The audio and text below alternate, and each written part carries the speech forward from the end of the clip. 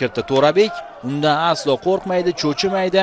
Undan tashqari mintaqaviy turnirlarda Julio Cesarda ko'plab yutuqlar bor, lekin aytib o'tdim. Bo'ldi.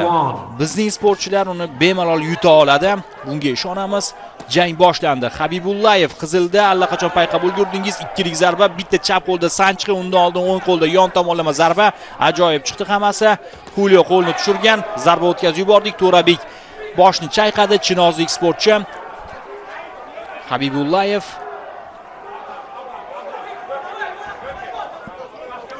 burchakka taqadi. Xo'sh, qisqa masofada yaxshi zarba, hozir chap qo'l zarbasini o'tkazib yubordi Julio Cesar. Bu ancha og'ir zarba bo'ldi.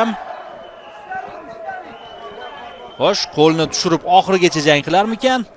Sal ko'targandek bo'ldi boya. Yana mana e'tibor bering, To'rabek oldinga siljisi bilan qo'lni ko'taryapti. Boya boshqa bir kubalik sportchi Ozarbayjon nomidan chiqish qildi va uning qo'llari pastga tushgan holatda jang qilganda aytgan, endi bu ommalashgan, lekin mana bunday xavfliroq raqib kelsa, ko'taradi qo'lni yuqoriga. Mana hozir ham xuddi shunday himoya haqida o'ylay boshlaydi. Habibullayev ko'z tegmasin, hozircha dominantlikka intilayapti. Lekin baribir ana u raqib ancha tajribali. Qarshisida turgan inson oddiy jangchi emas. Tanaga zarba. Yana bitta so'rayapti Cesar.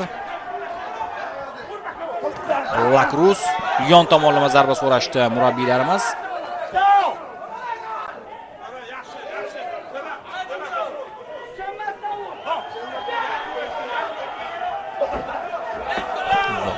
Qildi. Chap berib qoldi Lakrus.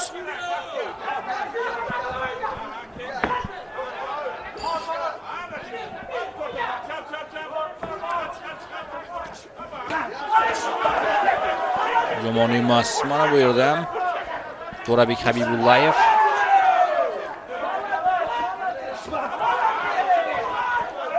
Rahmatjon Ro'zoxonovga yoqayapti To'rabekning jangi va ko'pchilikka ham yoqayapti. Ikkinchi raqam ostiga o'tgani yo'q yurtdoshimiz.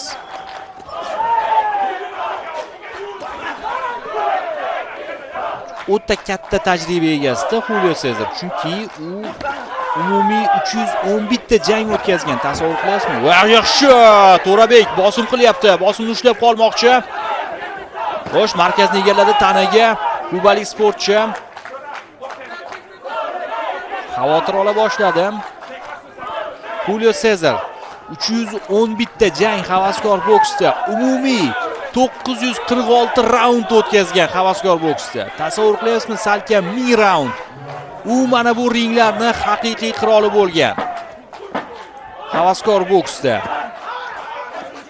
5 ta oltin medal jahon chempionatida. To'rabek Habibullayev bor yo'g'i 26 ta mag'lubiyat bor mana shu sportchini.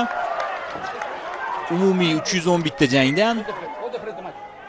Shundan kelib chiqib bilish mumkinki qanday kuchli jangchi. Hozir To'rabek birinchi raundni yutib olganiga men ishonaman.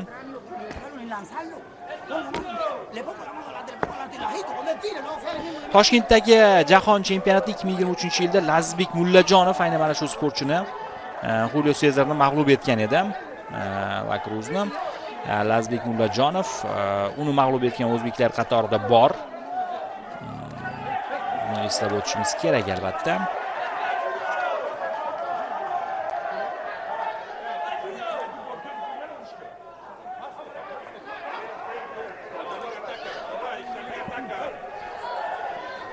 Tokio Olimpiadasida Muslim Gajimuhammedov yaqin kelgan finalda. Shuningdek, Madiyar Saidrahimov Serbiyada o'tgan turnirda mag'lub etgan. Round 2.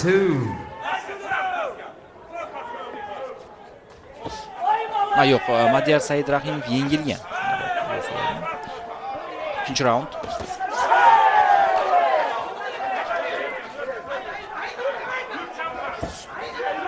Oldinga yurayapti Lakrus. Yaxshi zarba To'rabek. Bu borasi ustunroq. To'rabek Habibullayev.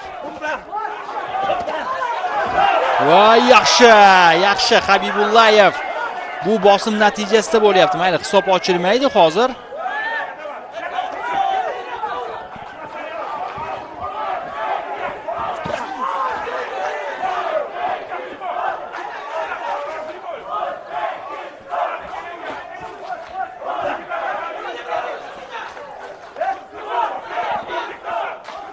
To'rabek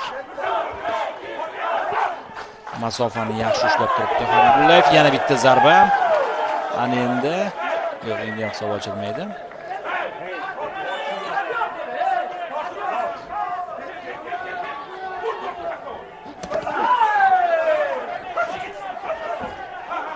Habibullayev hozir qarshi hujumda sal qoldi. Ehtiyot bo'lish kerak bunday zarbalardan.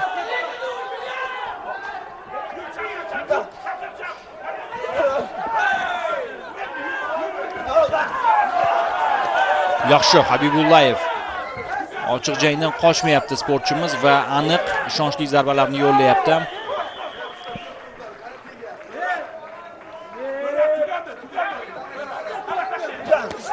Tugadi deganda nimani nazarda tutishyapti, bilyapsizmi? Charchadi raqib. Kuchi qolmadi. Ruhlantirish ma'nosida ham baribir shunday aytilyapti. Habibullayev ushlayapti, tuta olyapti zarbalarda Lakruzni.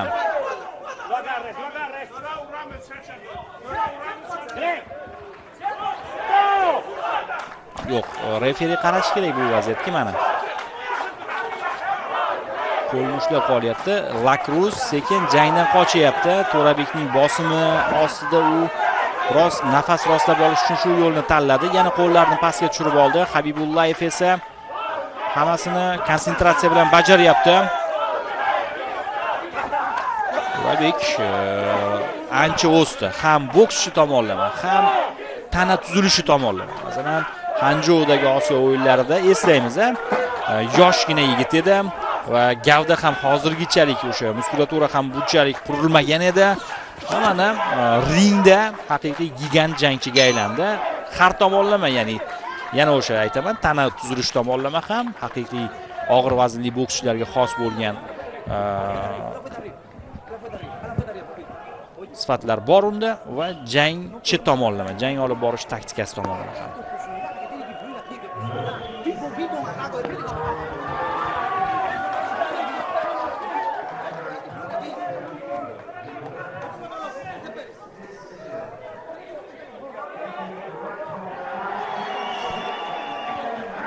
Birinchi raundni yutib olgan edik. Ikkinchi raundni ham yutdik nazarimda.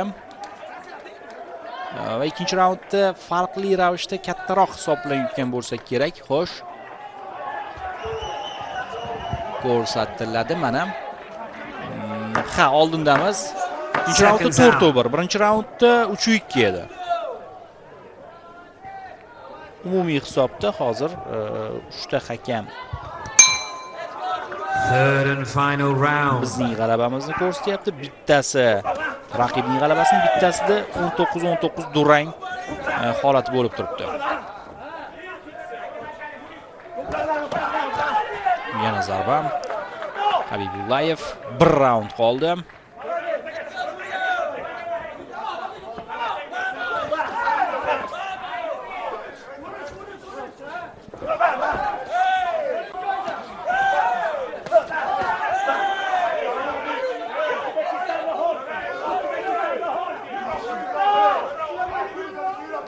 Charchadi Lakruz. Yaxshi, Habibullayev haqiqiy jahon chempioni ekanligini isbotlab qo'yishga harakat qilyapti.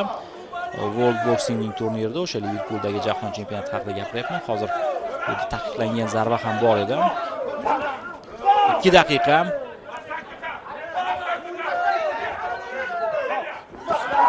Chap qo'l zarba, yon tomonlama zarbani qo'yib yubordik. Shu qo'ldagi og'riq jarohat bo'lmasa bo'lgani 2 daqiqa havaskor boksdan anchagina ko'p vaqt degani.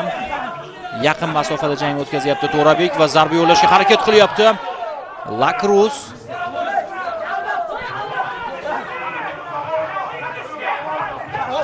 O'ng qo'l. To'rabek shu chap qo'lni biroz boshqacha tutyapti.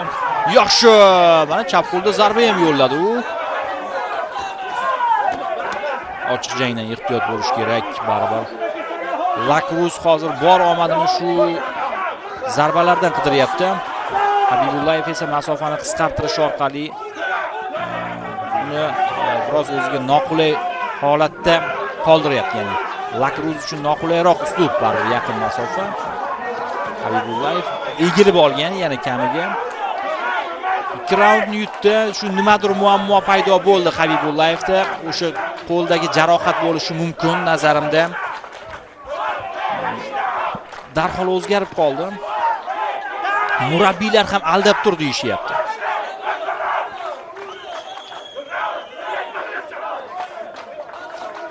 Ko'rsatmalarni eshitdi To'rabek Habibullayev. Jarohat Lakruzda, qosh ustida, To'rabekning bo'yniga uning qoni tekkan. Ya'ni xavotirli joyi yo'q. To'rabekda emas jarohat.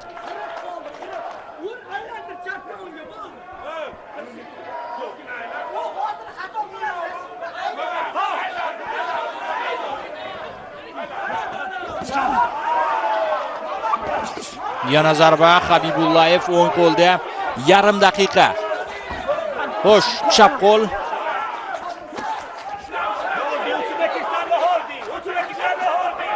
Ishlama deyapti. Referi bo'ldi, to'xtatmasa bo'lmasdi. Bir necha soniya yutdik. 20 soniya qolganini aytishyapti. Lakruz to'g'ridan zarba yo'lladi. Habibullayev ochiq jangda ehtiyot bo'lish zarur. Qisqa masofa. Xo'sh, boshni egib oldi To'rabek. Bu bilan bir necha zarbadan qochib qoldi. Oxirgi 10 soniya. Lakruz. Xo'sh, To'rabek yakuniy zarbalarni o'zi yo'llamoqchi va bo'ldi do'stlar. Bu raundni yutqazgan bo'lishimiz mumkin. Hali oldinda aniq emas, lekin biz jangni yutib oldik va biz eng kuchli raqibga qarshi, eng kuchli da'vogarga qarshi jangni yutib oldik. Katta ehtimol. Endi raundlar kesimida biz oldindamiz.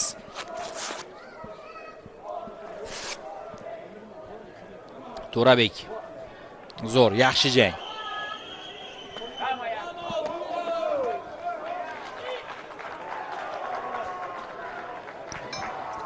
Ladies and gentlemen, your winner of this contest by a split decision and heading into our semi-finals Red. in the red Ajoyib! To'rabek Habibullayev do'stlar 4-1 hisobida Lakruzni, Julio Cesarni mag'lub etdi. Ikkalasi bitta odam, Julio Cesar, Lakruz. Uni mag'lub etib, yarim final yo'llanmasini qo'lga kirityapti yurtdoshimiz va tabriklaymiz. Mana agar kimdadir savol bo'lsa, Liverpuldagi jahon chempionatida Lakruz bronza medal oldi, Habibullayev boshqa yo'ldan o'tdi deganlar bo'lsa mabodo mana. Habibullayev haqli g'alabani qo'lga kirityapti. Lakruz ham unga hurmat ko'rsatdi. Albatta o'zbek boksi eng kuchli ekanligini isbotlashda davom etyapti. Takroriy lavhalarni ko'rib olamiz. 3-raund ayniqsa biz uchun og'ir bo'ldi do'stlar. Hozir hisob-kitobni ham ko'rsatishsa kerak 3-raundning hisob-kitobini. O'ylaymizki, hammasi joyida To'rabekda. Qo'lidagi og'riq shunchaki o'sha palladagi holat bo'lgan. Ya'ni jiddiy jarohat emas. Oldinda yarim final hamda final turibdi bizda. Ularda ham g'alaba kutamiz To'rabek.